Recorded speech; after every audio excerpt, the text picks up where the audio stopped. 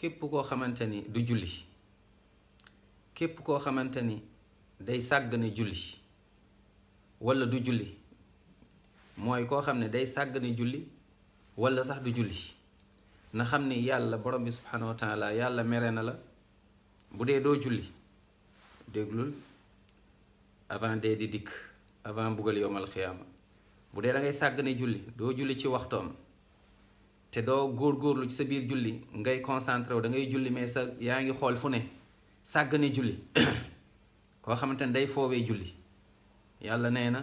fa waylun lil musallina alladina hum an salaatihim saahun mooy ñi nga xam dañuy julli sax mais di sàggane julli ñoon la yàlla ne fa waylun mbugale leen di xaar kon ku dul julli moom waxatuñu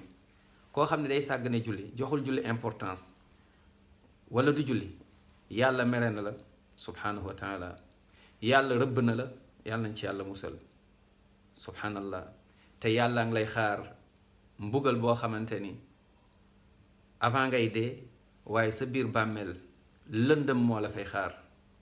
ndax yóbbaale wuloo leer moom mooy nga wéetal yàlla jaamu yàlla julli topp yonent bi sallam mais daanoo julli di sàgg wala ngay sàgg ne julli leer doo ko am sa bàmmeel yowmal xiyaama nag mbugal bu rëy la yàlla nee na fa waylun lil musallina alladina hum an salaatihim saahun fa xalafa min baadim xalfun adaau salaat wattabau shawhat ay aaya yu bari mbugal la lay xaar booy sàggane julli wala bu dee doo julli